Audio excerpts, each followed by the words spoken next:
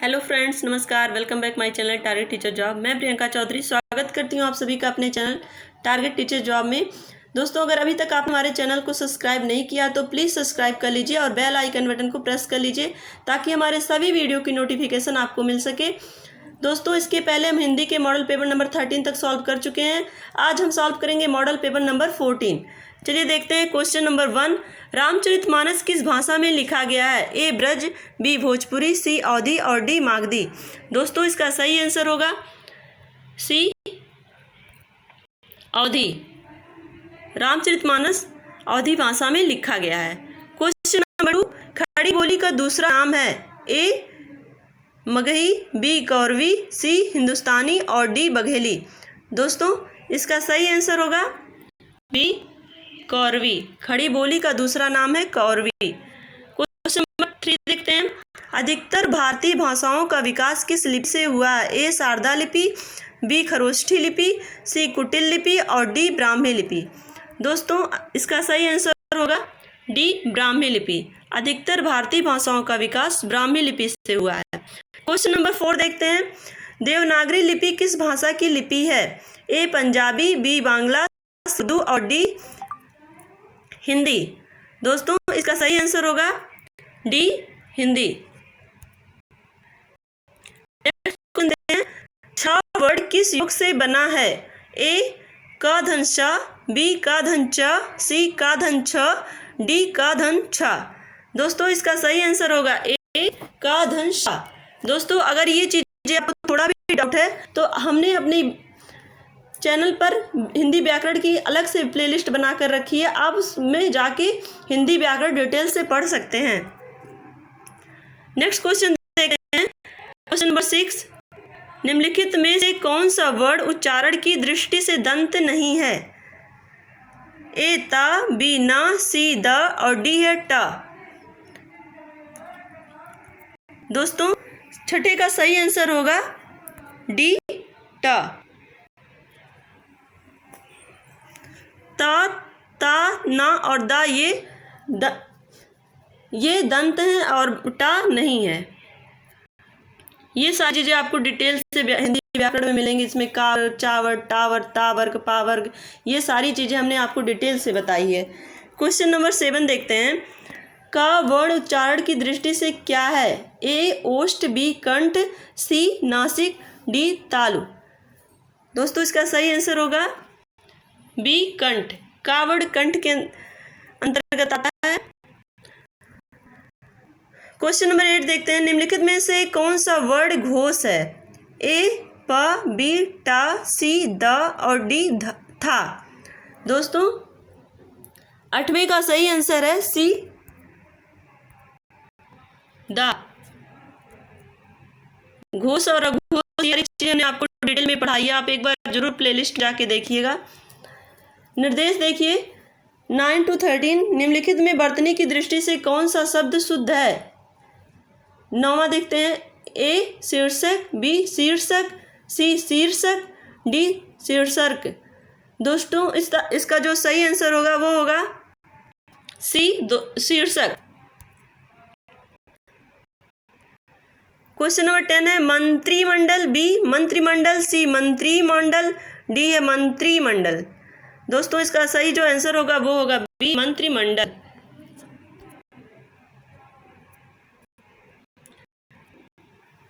Question number 11 है। अतिथि, B अतिथि, सी अतिथि और डी अतिथि। दोस्तों, इसकी जो सही वर्तनी होगी वो होगी अतिथि, बी। क्वेश्चन नंबर 12 है।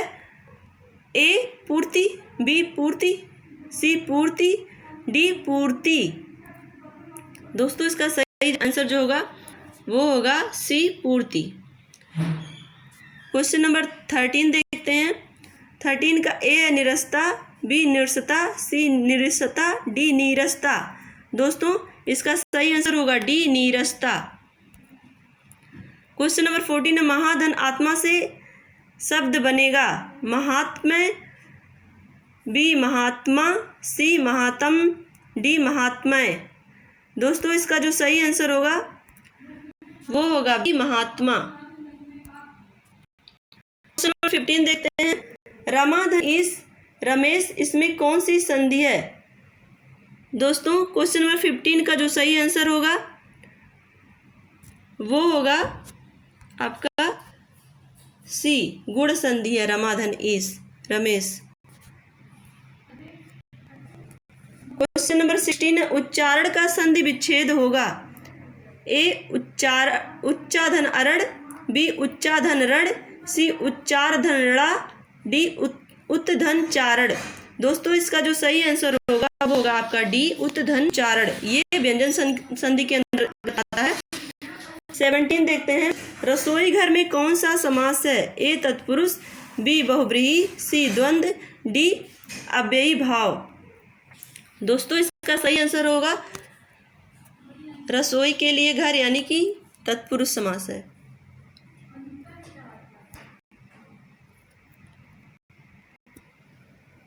क्वेश्चन नंबर 18 देखते हैं, नील गाय में कौन सा समास है? ए तत्पुरुष, बी अव्ययी भाव, सी कर्मधारय, डी द्विगु।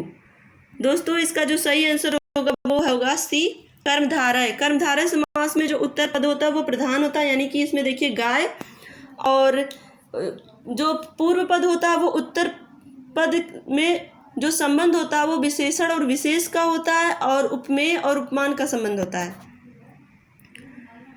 इसलिए इसका जो सही आंसर हो जाएगा वो होगा कर्मधारय। नेक्स्ट देखते हैं क्वेश्चन नंबर 19, पीतांबर पीत है अंबर जिसका वह अर्थात विष्णु, इसे कौन सा समास कहेंगे? दोस्तों ये बहुव्रीहि समास है आपका। इसका ऑप्शन देख लेते हैं, ए तत्पुरुष, बी अव्ययी, सी कर्मधारय और डी बहुव्रीहि। इसका डी ऑप्शन सही होगा। इसमें अधिकतर क्या होता है कि जो वर्ड होता है उसका कुछ अलग अर्थ निकलता है, वो अलग अर्थ किसी विशेष व्यक्ति के लिए होता है। जैसे इसमें पीतांबर हो गया और दशानन हो गया, ये सारे जो मतलब पर्टिकुलर एक पर्सन के लिए आप कह सकते हो। दशानन भी हम केवल रावण को ही बोलते हैं। क्वेश्चन नंबर 20 देखते हैं, चारपाई पर चादर बिछा दीजिए, वाक्य में से पर कौन सा कारक है?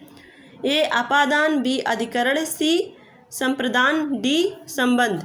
दोस्तों इसका जो सही आंसर होगा 20 का वो होगा बी अधिकरण।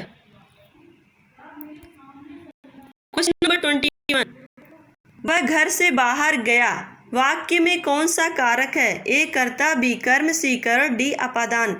दोस्तों 21 का जो सही आंसर होगा वो होगा डी घर से, यानी कि यहाँ पे अग होने की बात हो रही है, इसलिए यहाँ पे अपादान कारक होगा।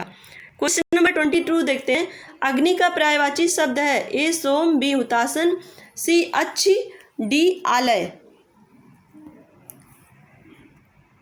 दोस्तों इसका सही आंसर होगा बी हुतासन। हुतासन, पावक, आग, अनल, ये सब जो होते हैं ये अग्नि के पर्यायवाची होते हैं। 23 है, कमल का पर्यायवाची शब्द है? ए जलज, बी पीयूष, सी जलधि और डी है जलद। दोस्तों इसका जो सही आंसर होगा वो होगा ए जलज। इसमें आप देख लीजिएगा जलज और जलद, इन ए और डी में बहुत कंफ्यूजन होता है। जलज और जलद, जलद मतलब हो जाता है बादल और जलज मतलब हो जाता है कमल। इन सारी चीज़ों में बहुत ही ज़्यादा कंफ्यूजन होता है, इसलिए जब भी आप पढ़िए तो बहुत ही ध्यान से पढ़िए। और इससे ये होता है ना कि कभी कभी आप जल्दी में जलज को जलद पढ़ दिए, जलद को जलद, तो अर्थ का अनर्थ हो जाता है। नेक्स्ट है क्वेश्चन नंबर 24, इंद्र का पर्यायवाची शब्द है? ए बाजीगर, बी राजराज, सी मधवा और डी विनायक। दोस्तों जो इसका सही आंसर होगा सी मधवा। घर का पर्यायवाची शब्द है? ए नग, बी निकेतन, सी इला और डी बिहार। दोस्तों इसका सही आंसर होगा बी निकेतन। 26 है, हरिण का पर्यायवाची शब्द है? ए बिहग, बी खग, सी हंस और डी मृग। हरिण का जो सही पर्यायवाची जिसमें है वो है डी मृग।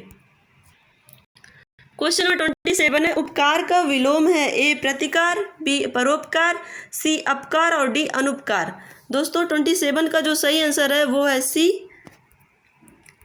उपकार का विलोम होता है अपकार।